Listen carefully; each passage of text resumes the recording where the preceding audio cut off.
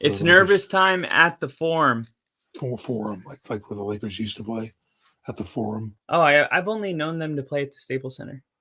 That's just, See, this is why we bring Temple on. He gives us an insight that we normally wouldn't have. Temple, thanks for coming on.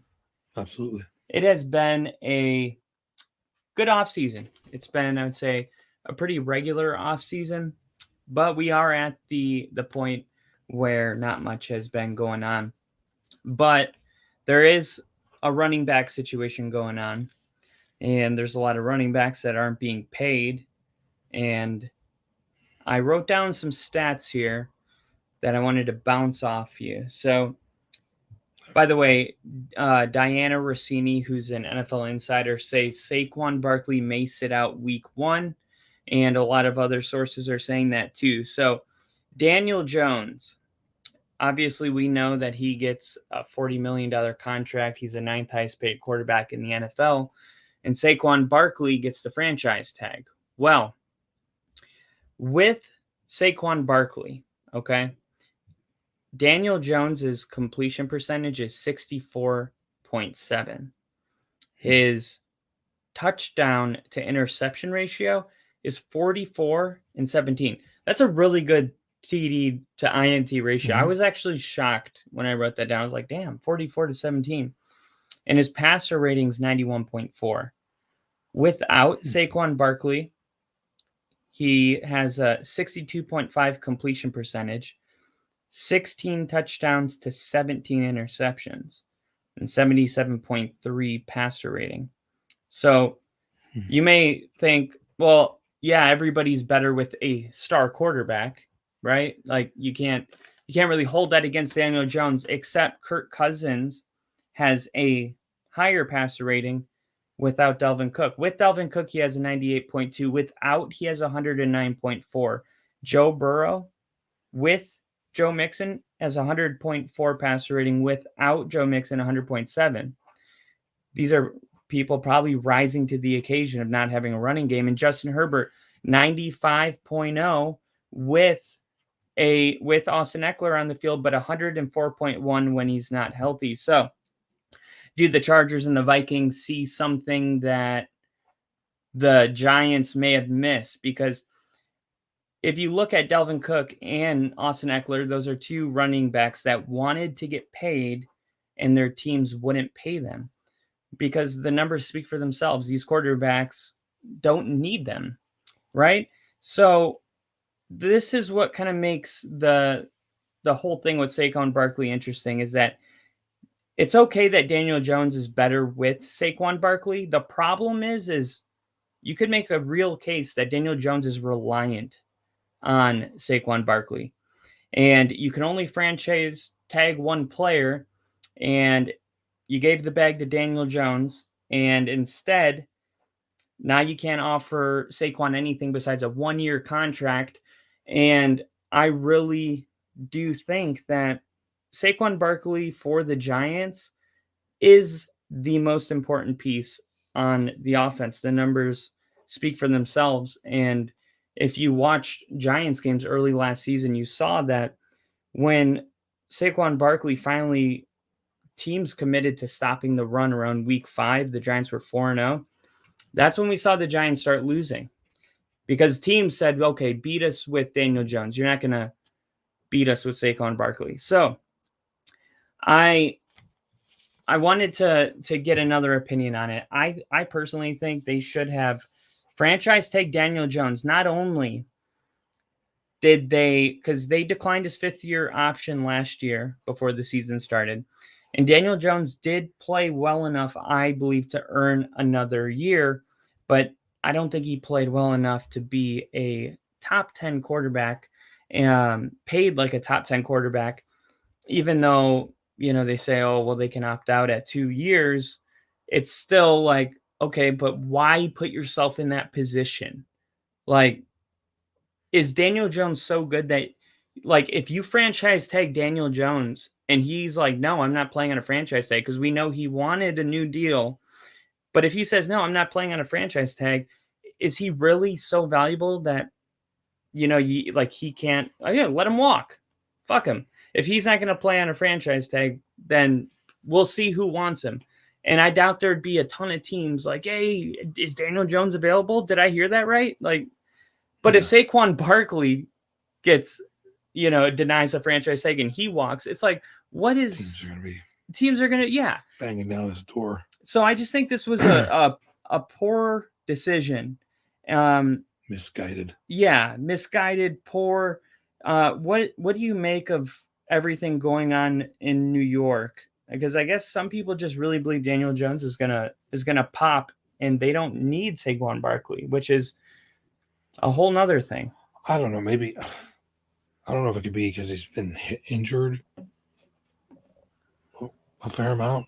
Yeah, he has had his injuries. And maybe they're more reluctant to sign him, and they feel like, I don't know. This is just me guessing, but the team, if they're not going to sign Saquon because they're afraid they might as well put their money on their quarterback because, ownership maybe is ego driven because whoever drafted him is like, we're going to go with him. That is such a good point. Gosh, that's why I love bringing fresh perspective in here.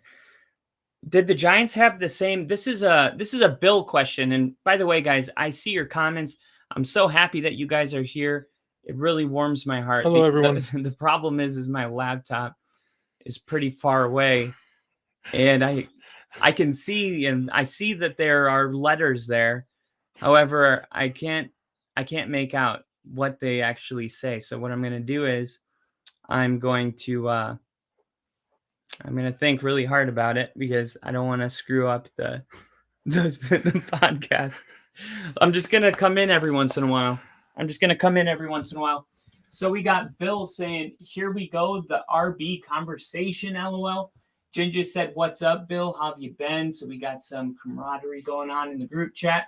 And Ginger says, finally able to make a stream. Missed you guys. Killing it.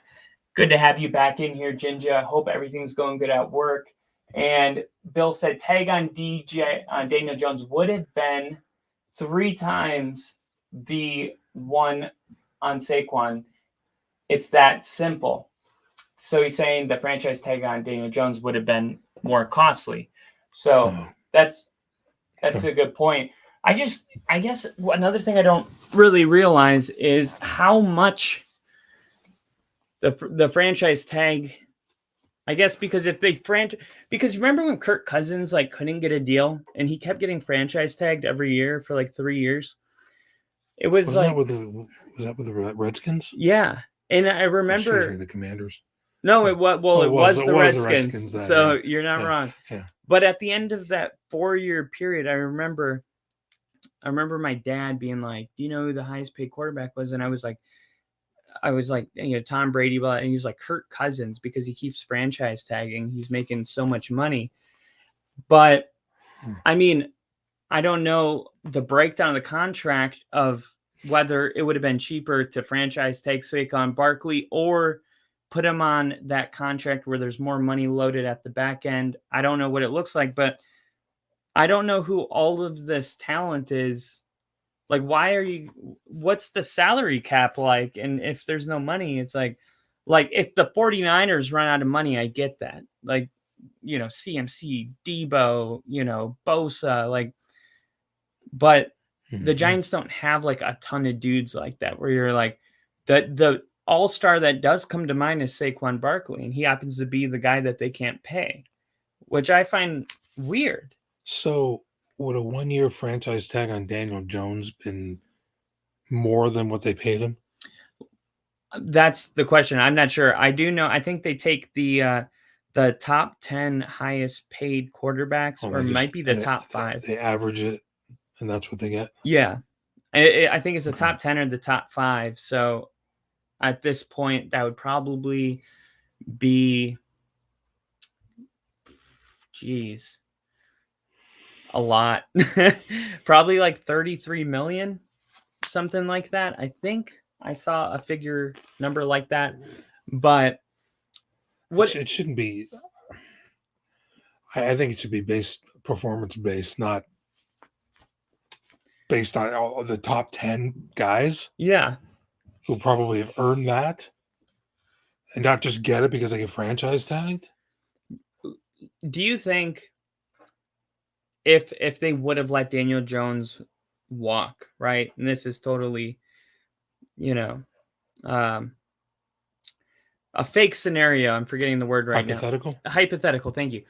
But do you think, like maybe Derek Carr coming in instead of going to New Orleans, coming into the Giants, do you think the Giants would have been better off with Jimmy Garoppolo, Derek Carr, some of the, you know, B quarterbacks? Because Based on what I've seen, yeah. I think so. yeah, it is. I think a lot of it too is this nostalgia of like Eli Manning, right? Because there's a lot of people, including myself at times, that are like, well, they won with Eli Manning, so you don't need to be super talented. But it's like, we got to remember, Eli Manning was like, he was hyped. He was the number one overall pick coming in. Daniel Jones wasn't like that in college, so I want to be careful when comparing the two, just because, they both don't wow you doesn't necessarily mean that they're built of the same stuff. And I think this is the year that we're gonna figure it out, because, oh my God, for the Giants' sake, I really hope Saquon Barkley plays, and I hope that Daniel Jones plays well. Because if Saquon Barkley doesn't show up, there's going to be a lot of pressure on Daniel Jones from the front office and everybody. Media. Yeah, did you New guys York, pay the right you're- guy? I mean, you're in New York, so Yeah, it's going to the be. medium's going to eat him alive. Yeah, exactly. So the other guy, that Dalvin Cook, I'm surprised that he's still available. Like, when Dalvin Cook was released officially, I remember it was like, what is going on? Why is a player of Dalvin Cook's availability getting released, not traded? How is he just getting released? It reminded me of when DeAndre Hopkins got traded to the Cardinals and got like nothing for him. It was like, that is a top 3 running back in the NFL, and when he's healthy. Yeah. When he's healthy, yeah. I mean, he's been hurt a lot. He has been, but he's also been very effective. It's kind of like, I think that there's a reluctance. Yeah, and you're seeing that now with a lot of people.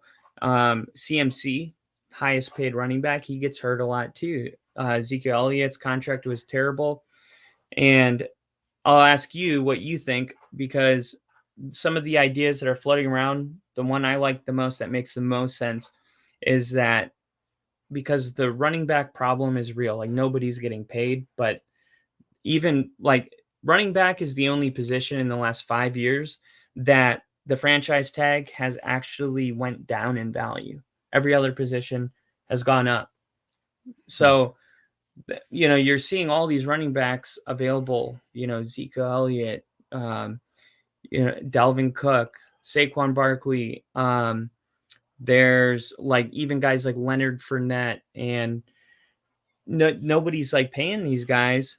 And I just wonder if the solution is, when they get drafted, you're only allowed to have running backs on a 2-year rookie contract, because what's happening is they're getting a running back in the first round. They're using the running back for 4 years. They're franchise tagging him for a 5th year.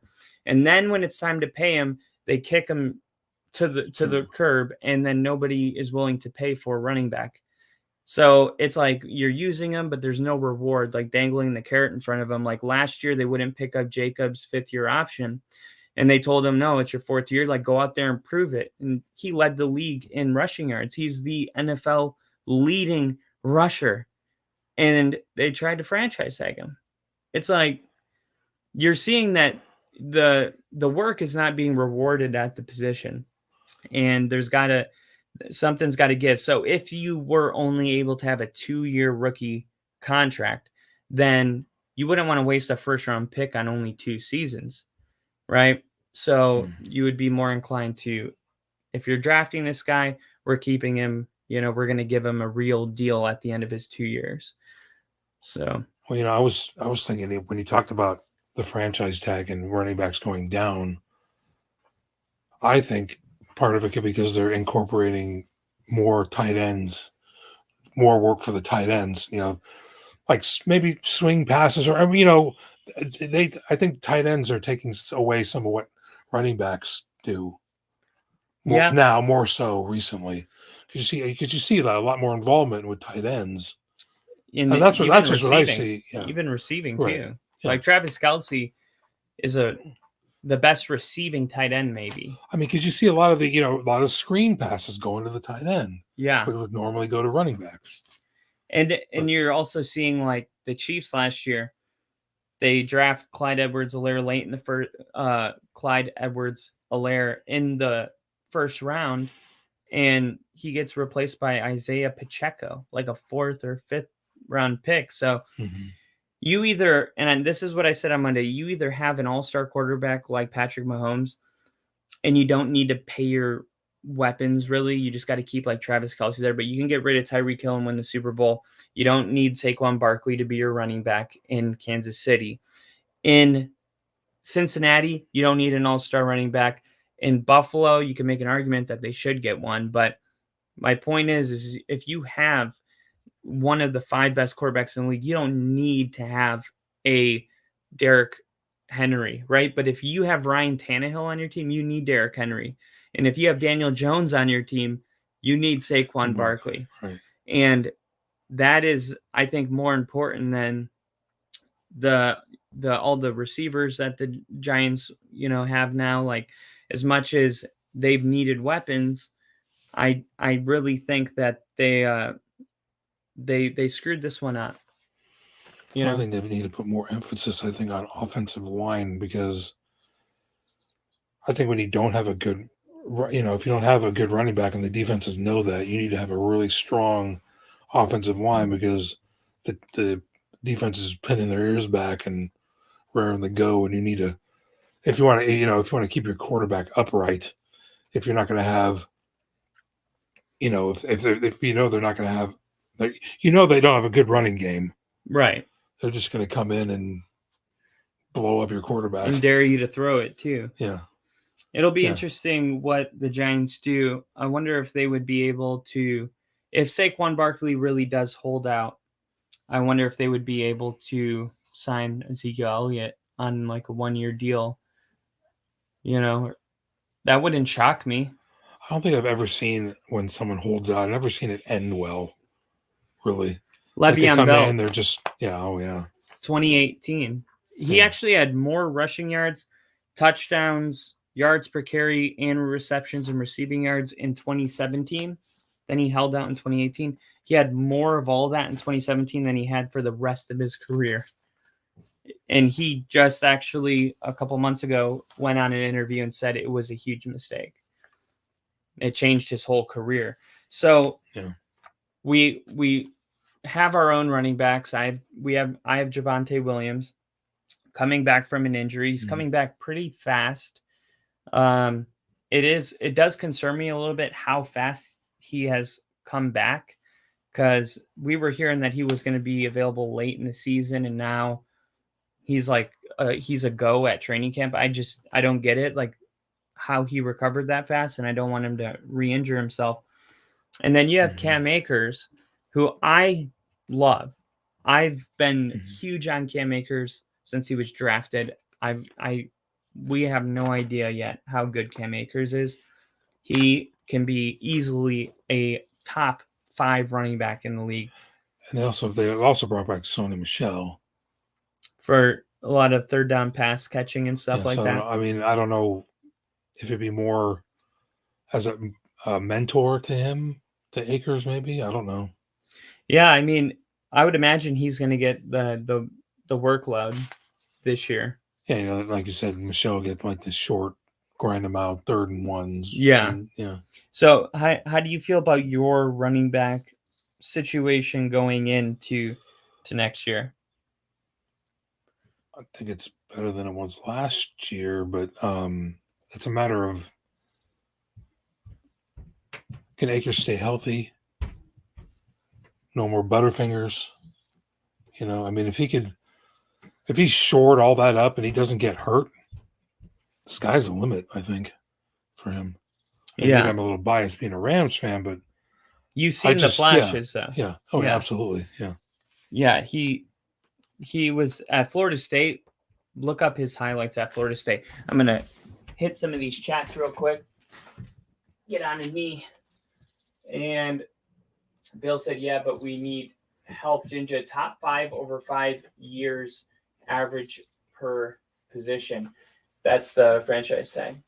Top 5. He wasn't good last year. On the cap, we're still paying Galladay against the cap, even though we cut him, and it's something like $20 million. Damn. Jinja, maybe he'll do better under Wink. Pacheco was a 7th rounder, not a 5th rounder, to even further emphasize my point. The Raiders are even more stuck. Got on running back on a tag and a QB with a busted foot. Have you heard about that? Jimmy Garoppolo apparently might not pass his physical. So I don't know what what is with Josh McDaniels? Is he just like but he's the regretting worst? letting Carr go. Yeah. I mean, I knew that was dumb. I mean, was he from the traded or get-go. was he released? No, he was benched late in the season and then traded. That's right. Yeah, because Josh McDaniels, he did the same thing. He came to Denver and he traded Jay Cutler. He's like, I need my own quarterback, and then we fired him because he sucked. We traded Jay Cutler for Kyle Orton.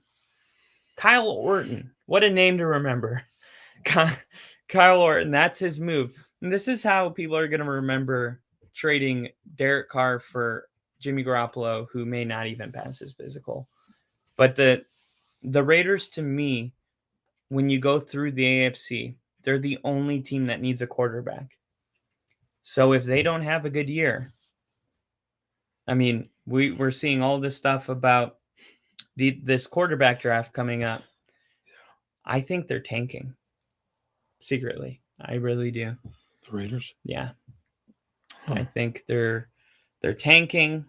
Well, who's coming out of the draft next year? The quarterback at USC. He's supposed to be the Patrick Mahomes, whatever. He was recently by an actual expert compared closer to Josh Allen. But yeah, I mean, that's the NFL. This is a good you question because I was saying in my lifetime, it's never felt like there's this many good quarterbacks, right? Like growing up, we had Big Ben, Tom Brady, Peyton Manning. It's a different game than Drew Brees. When I was in my teens and 20s, it was more emphasis on the running game than it was. Because, of course, I mean, obviously, when you look at quarterback stats, the bar for being a really good quarterback was 3,000 yards. If you're only throwing 3,000 yards today, you're not that good anymore. Yeah. You got to be in the 4,000 range. Even 5. Yeah. So, I mean, yeah, because they, like I said, there was more emphasis on the running game and not so much on the trenches. Yeah. Well, like I go through and there's not that many teams that need a quarterback right now.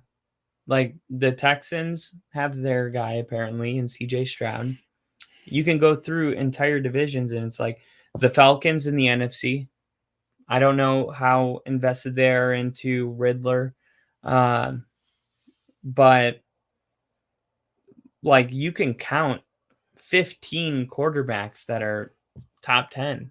That's the problem right now. Is like, and they're all in the AFC. Like you go to the NFC and you have Jalen Hurts. The next best quarterback is like Dak Prescott or Matthew Stafford, right? And then Dak Prescott. Well, at this point, I would take Jalen Hurts over Matthew Stafford just because of, what he did, like what he showed he's capable of. But those 3 quarterbacks, I mean, you go to the AFC, You got Joe Burrow, Josh Allen, Patrick Mahomes, Justin Herbert, Aaron Rodgers, Lamar Jackson, like Tua. He could literally he was I think he was third or fifth for the most passing yards last year. He didn't even play a lot of games.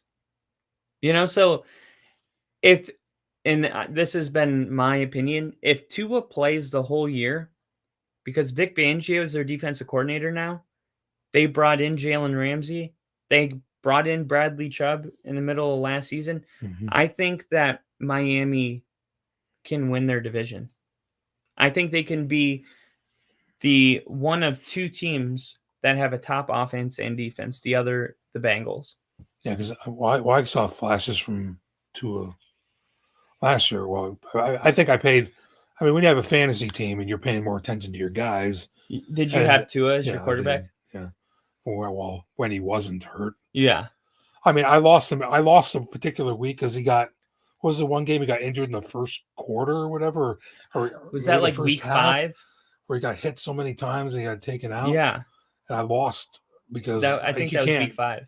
You can't do nothing about it. You can't change it out, So I was, it's the funniest is when you have no context and you just like check your score and you're like 4 points. And then you're looking them up like what happened. Yeah, and then like an hour goes by and you see 4.2 still. And you're like, what's going on? Yeah. And then you're like, oh my God, this dude's not even I'm playing. Like, oh yeah, something bad happened. Yeah. Last year I was cursed. Like every quarterback that I picked up off waivers got hurt. The game I had him. It was actually, I felt like it was my duty to stop picking up quarterbacks because I was hurting them. The Steelers inked Highsmith to a 4-year, $68 million contract. He had a breakout season in 2022, and it is paying off because he was entering his final year of his rookie contract. He had 14.5 sacks last season. He led the team, not TJ Watt, who was injured week 1 with the pectoral injury. And the Steelers actually really needed him because they started losing right when they lost him, piling losses. But Highsmith was a high note of the season because he led the season or led the team in sacks, but he also led the league in 5 forced fumbles. Mm-hmm. He's only 26. He had 63 tackles. He had 12 tackles for a loss. So this dude he's hungry. Like you don't get 12 tackles for a loss without having a pretty good motor and drive. So when TJ Watt came back and we had because Highsmith didn't actually blow up until TJ Watt got injured. And sometimes that's what it takes is, you come to a team, you're not a rookie, but you're in your 3rd year, but TJ Watt is clearly the guy. And then he goes down and then everybody's looking at you and you're like, oh, I'm the guy now. And you go out there and lead your team and even the league in some stats. Once he turned that switch and TJ Watt came back and we had them both on the field, the Steelers finished 7-2 with both. So the Steelers defense is interesting, right? Because I think the Steelers could surprise a lot of people. I would say Kenny Pickett had a good rookie year. He showed like enough to know that he belongs in the NFL. Sometimes you see a guy on TV and you just know right away, like this isn't him. Malik Willis last year. I mean, you just knew like game's moving way too fast.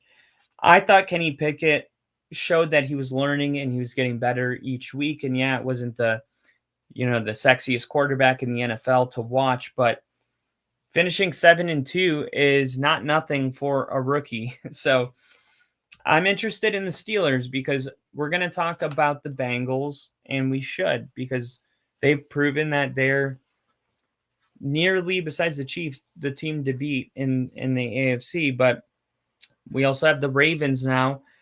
With Lamar Jackson on the field, the Ravens win 75% of their games. And that is a lot of them, right? So then you have the Browns, and if Deshaun Watson, he was so good before all this stuff went down. I was looking at his stats the other day. The team went like 3-13, and he had like a career.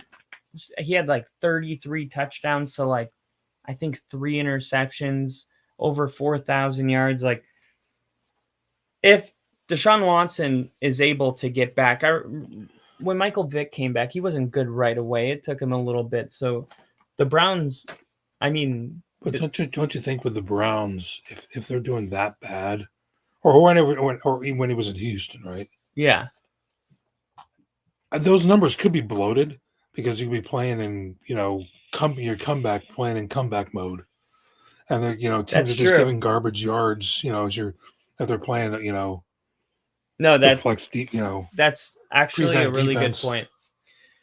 Yeah, but I mean, regardless, he was definitely a top 5 quarterback in 2019. I'm not saying he wasn't. I'm just saying maybe yeah, that a little bit. But if he's able to get back to being Deshaun Watson, then who's to say that the Browns aren't going? Has he ever been into really pressure games? Playoffs. He's been in the playoffs twice. He won a playoff game. I think he beat the Colts. Well, I thought that was not the Raiders. It might have been the Raiders. Yeah, no, it was the Raiders. It was the Raiders after Carr blew out his knee. The Raiders had their backup quarterback. Oh, and okay. Yeah, when Carr broke his leg or whatever, like the last week of the season. The one where it was like dangling. They lost the division, and they had to go on the road to play the wild card game at Houston.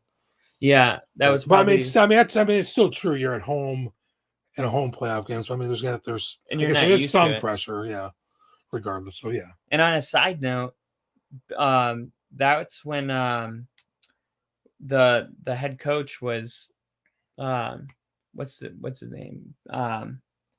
He's for the Raiders. No, the offensive coordinator for the Texans. He's the offensive coordinator for the Patriots. Is it Kubiak? No, he went to Alabama last year to Bill O'Brien. Oh, Bill O'Brien. Okay. Bill O'Brien actually did a good job with the Texans. Like, I was looking at I think he went 9-7 his first 4 years, and he did it with like Ryan Mallett and stuff. So the Patriots are getting an actual play caller back on offense. I think that is going to be worthy of noting.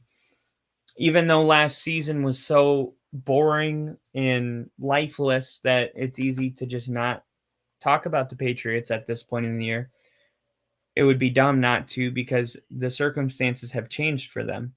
They actually have a really good play caller. So the Patriots are another team that I'm looking at. Not expecting them to be 13-3, but to think that they're just going to give this division to the Bills or the Jets or the Dolphins, that's not going to be the case.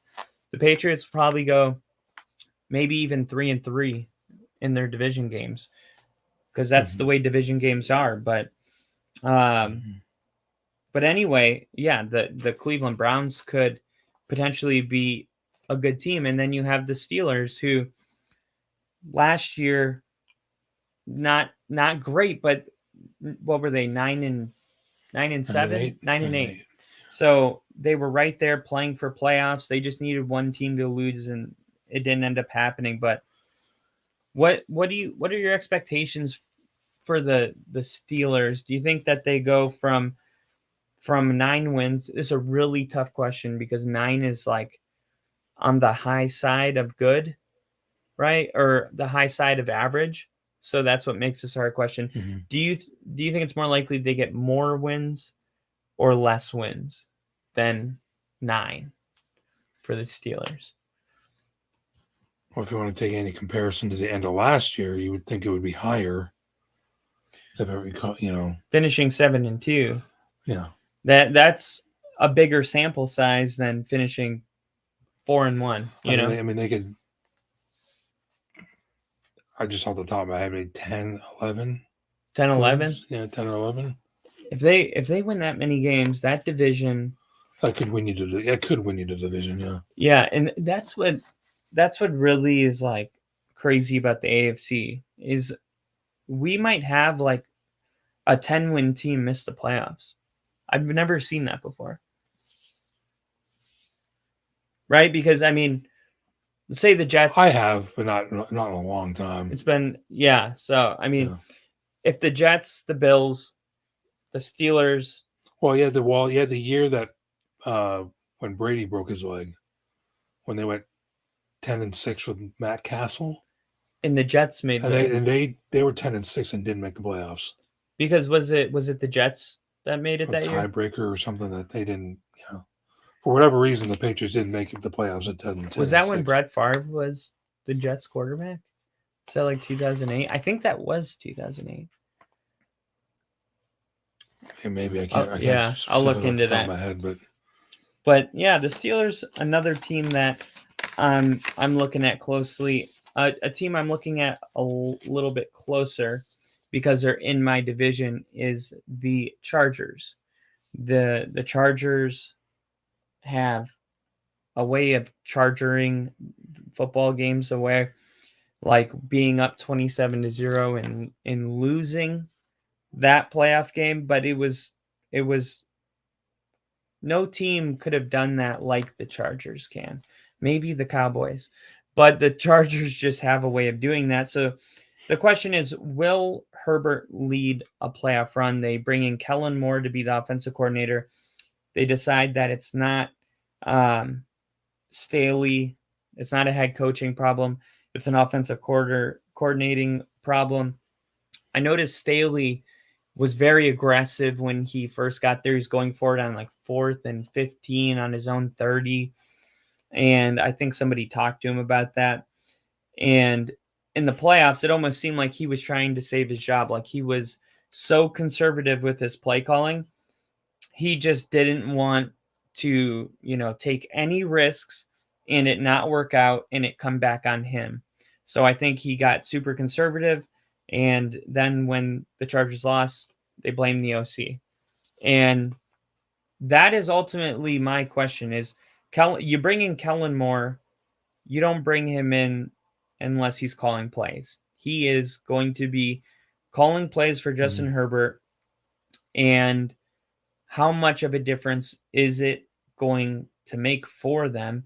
They ended up winning 4 in a row last season and slipped into the playoffs. They were 6-6 at one point. They have Eric Kendrick as a new face to know for everybody. He is a linebacker. The Chargers brought him in to replace Drew Tranquill at inside linebacker. And people are saying they won't be shocked if he takes over play calling.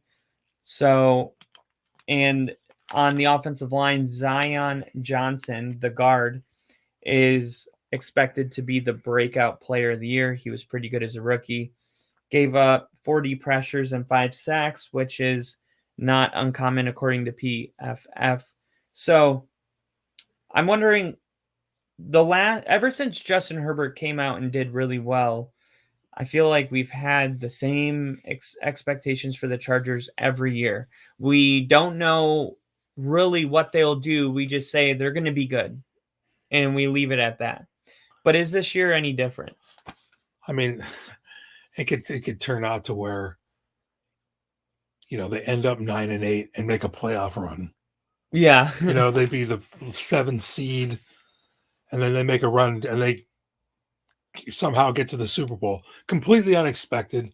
But there's enough talent to do it. Yeah. So, I mean, they could do the opposite. They could have a really good team and then blow it in the first round. Or it could just be the opposite where you don't see it coming. They're like, oh, they're having another, they squeaked in, but no one's seeing it, expecting anything from them. And then all of a sudden they go on this huge playoff run. And it might hit their stride at the right time. It might even help. They have been getting better. That's one thing worth noting. Every year, Justin Herbert has been the Chargers' starting quarterback. Weirdly enough, he's thrown less passing yards every year, but the Chargers' win total has gone up every year. And they lost 2 years ago, week 17, Sunday Night Football to the Raiders. And the Raiders went into the playoffs, I believe. If they would have tied, the Chargers and the Raiders would have gone in. Yeah. And the game did go in overtime. Yeah. And last year, the Chargers did make the playoffs. Like, it was embarrassing.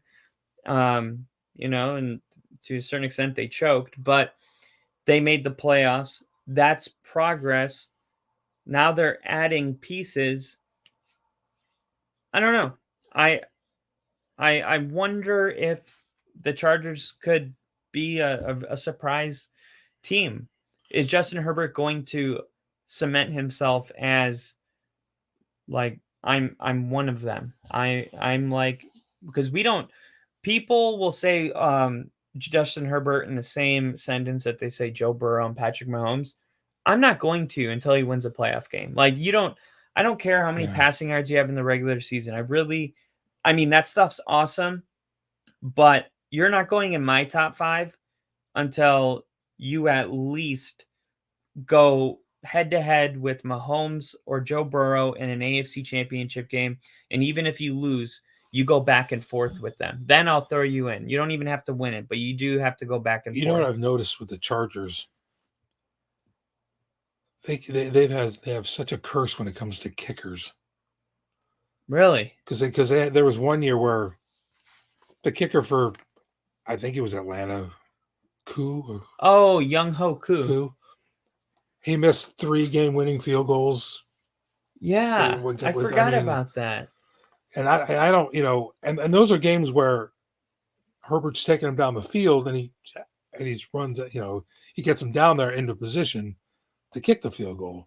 So that's not on him. No. But even Nate Kading back in early 2000s with the Chargers, when Marty Schottenheimer was the coach and they had a 14-2. And if the kicker, he couldn't make a kick to save his life in the playoffs. It's like the Bears with the double doink, but the time. But that's more rare for them than it is for the Chargers. Yeah, much more. I'm not going to put total emphasis on the kicker, but that's one thing I've noticed with the Chargers.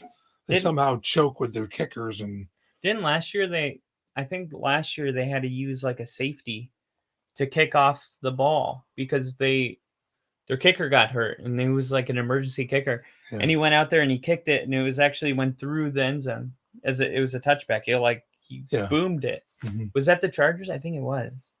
I'm pretty sure. Yeah. But anyway, aside from that, the Chargers, they have all the pieces. It's just a matter of them putting it all together. If I'm not mistaken, they've had a hell of a time with the Chiefs. They're pretty much winning all these games until the end, and they're just blowing leads to the Chiefs. Yeah, I just noticed after that past couple of years, I believe so, that they've had leads on the Chiefs, and they just screw it up. Yeah. Do you think the Chiefs have a human year? Like, when does it end? Like Patrick Mahomes, AFC championship game every year since he's been the starting quarterback. Mm-hmm. 3 of those years he's gone to the Super Bowl. He's won 2 of them. Because they've had to come back from both Super Bowls. Do you think that, is this just going to be... I believe that if Mahomes wins the Super Bowl this year, he's already the greatest of all time. Just because it's not about Tom Brady winning 7 anymore. It's about Patrick Mahomes winning 3 in his first 5 years. That would be his first 6 years. Or wait, 2. How many did Brady win? He was in the first year that he actually played. But the only difference is Brady, when you watch early Brady, like the Super Bowl with the Rams, it was like a 48-yard field goal to win the game, and it was still like, what was it, 17-20 or something? I think it was super low scoring. Well, yeah, and Kurt Warner threw a pick 6 in that game to tie Law. Yeah. So And like, that wasn't him. So I mean, yeah, so how much did Tom Brady like that defense and running game won that Super yeah, Bowl? And when you look at Mahomes, it's like he is able to he's like the best like if you built a quarterback like this is what I want like the decision making, the right risks, the elusiveness, like he is. I don't think we've ever seen anything like it, you know. And I have been hearing that a lot, and I've been trying to avoid getting on that train as a Broncos fan. I just don't care to hear it, but hmm I think there comes a moment where you're like, okay, let me try to make sense of what this guy's doing. And can I really say, like, with a clear conscience, like, that Patrick Mahomes is not the greatest ever? Like, if I was starting a team right now, would I rather have Tom Brady or Patrick Mahomes? And they are both rookies. I can't I can't say that yeah. I would take Tom Brady over Patrick Mahomes. And yeah, the game's changed a lot, and that does matter. But um, even with Peyton Manning, you know, I love myself Peyton Manning. Patrick Mahomes is different. And then you have like your Lamar Jackson. It's like, no, Mahomes is not that. He doesn't even want to run, but he can, but he doesn't want to. So I'm like one or either two things is going to happen this year. Mahomes is going to be human, and he will still be considered the best in the NFL.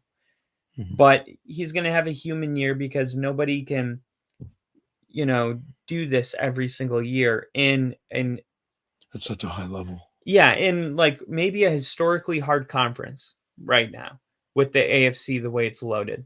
I've never seen there's going to be probably 4 to 5 good football teams that don't make the playoffs. And Hmm.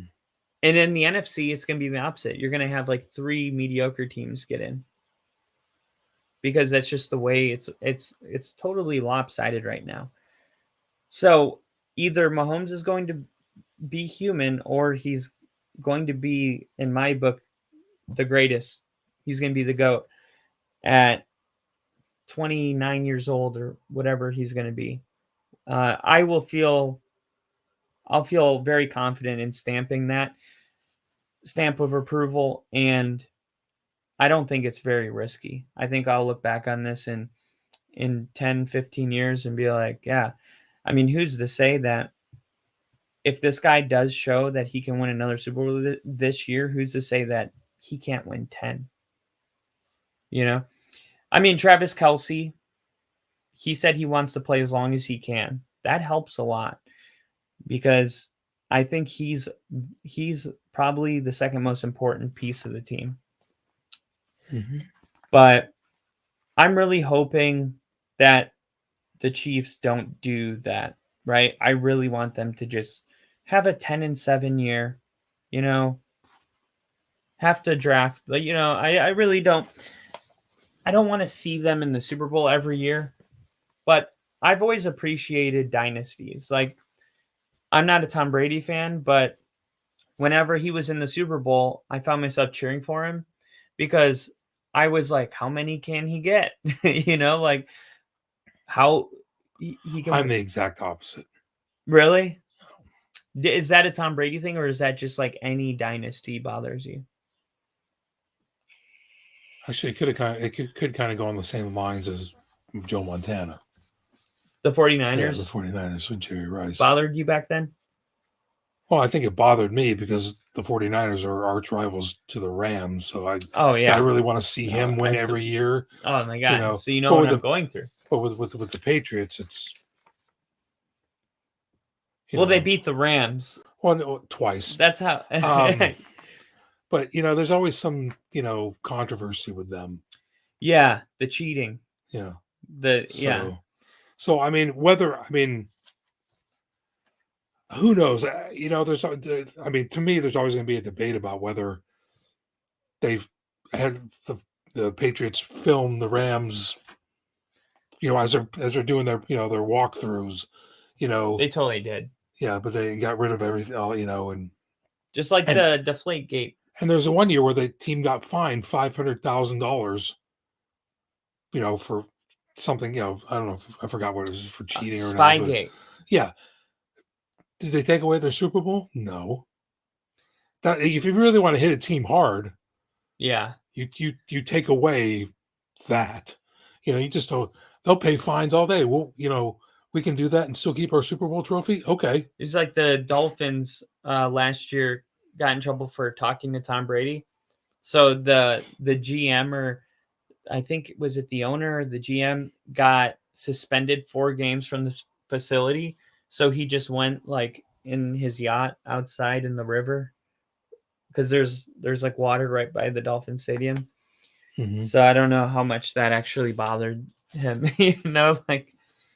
If you really want to hurt somebody, you take their Super Bowl ring. Like when Deflategate happened, I think Tom Brady got suspended 4 games, and then won the Super Bowl, just to put a big middle finger to the commissioner. Like a totally. That year when they won that championship, the 5th one was a middle finger. Yeah.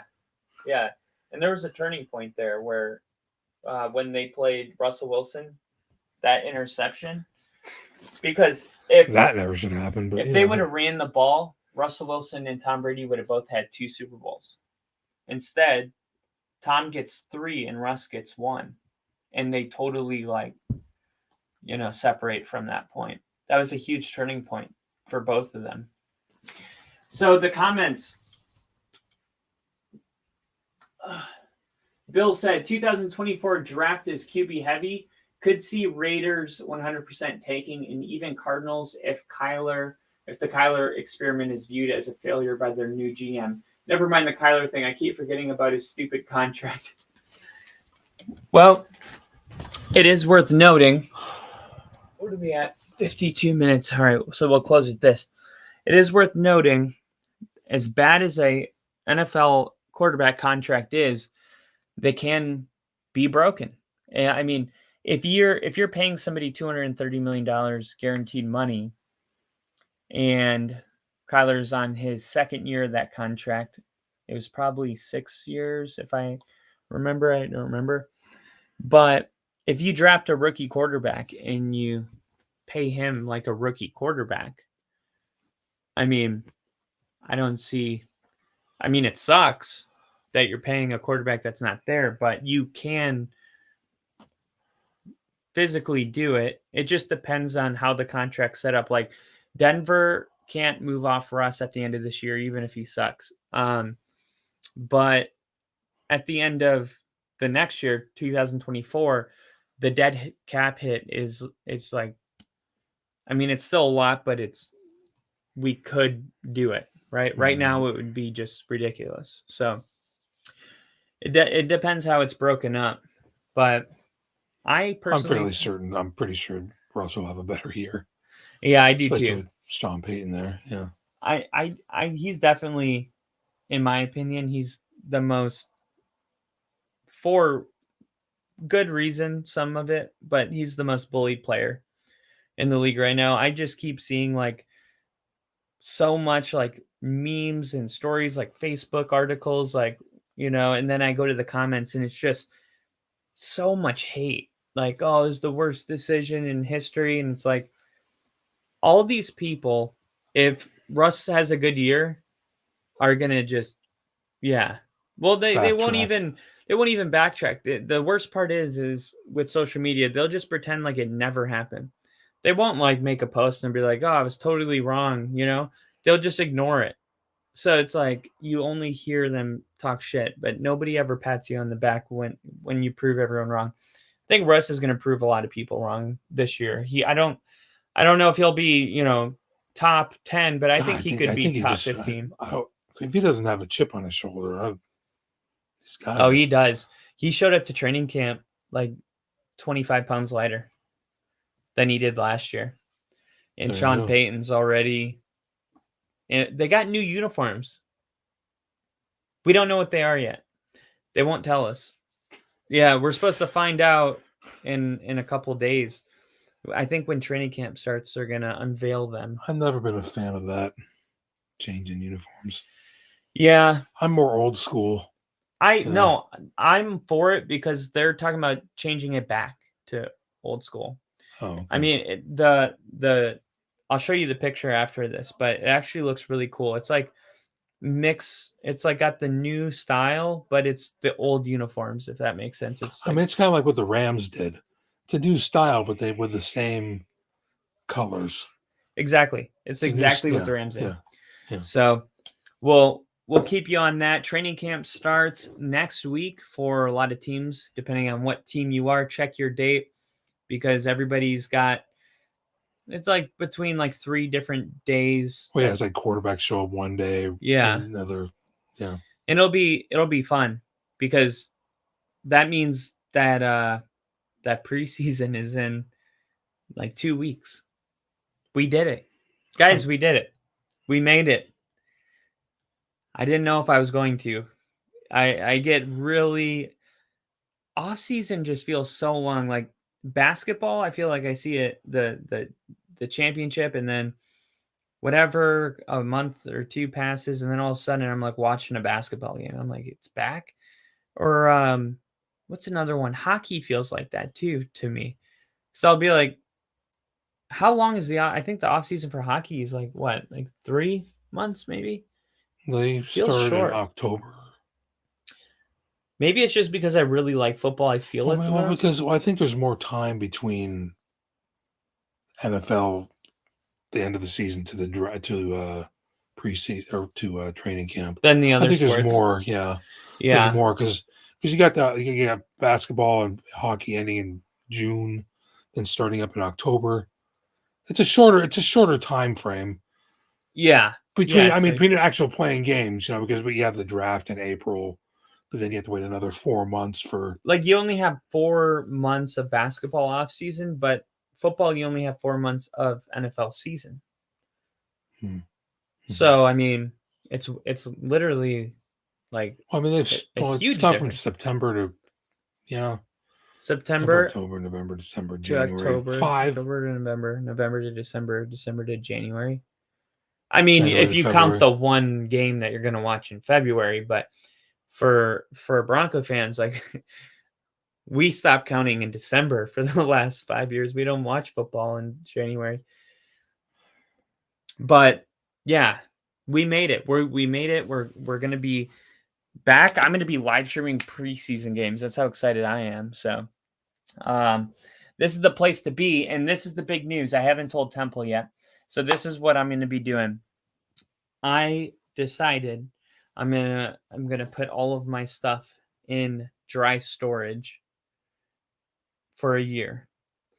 And I am going to basically go throughout the United States and I'm going to camp.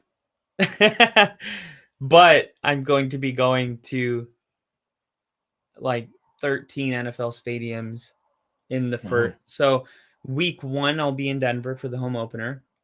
And then week 2 Jacksonville and the Chiefs, I'll be in Jacksonville. Week 3 the Broncos play the Dolphins, I'll be in Miami. Week 4 Thursday night, I'll be in Green Bay for Detroit, Green Bay. Week 5 Chicago, Denver. And that's all I've unveiled so far. I'll definitely be at like the Bills Bengals game. But it's going to be a lot of fun. So I'm going to get to these stadiums. I'm going to set up my podcast. I'm going to get the mic on.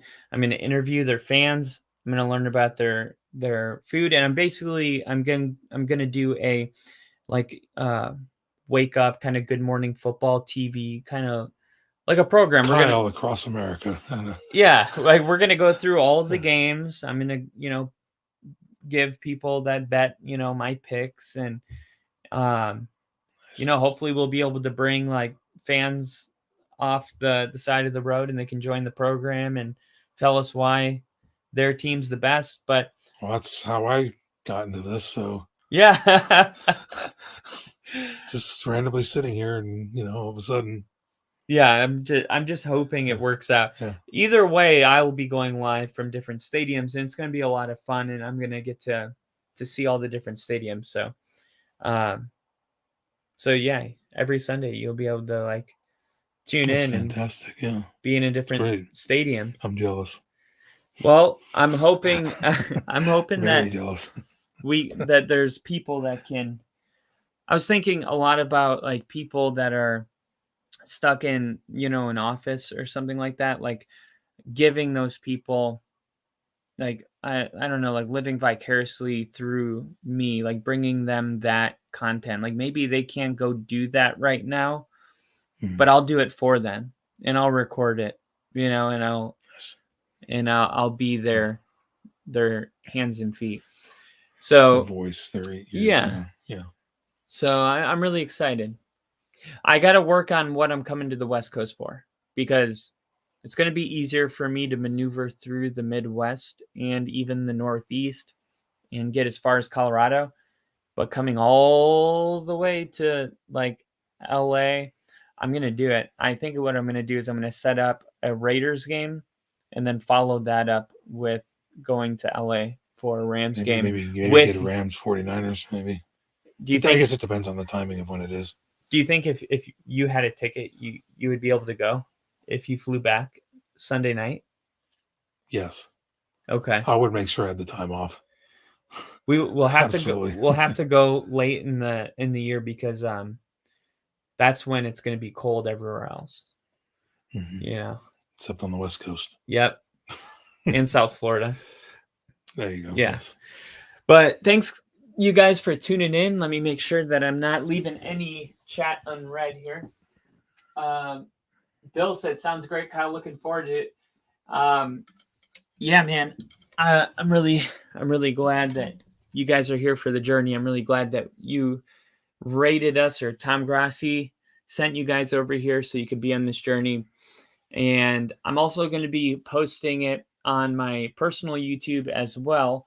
My personal YouTube is my first name, Kyle, and my last name, Kitzman, Kit as in Tango, Z as in Zulu, MAN like man. And I'll be posting clips and shorts of the fans that I'm interviewing, and live touchdowns from the stadium at the games, all kinds of stuff. So definitely keep track of that as well. And yeah, thank you guys for coming in, and I will see you guys tomorrow night for another episode of Only Football. Thanks for coming in.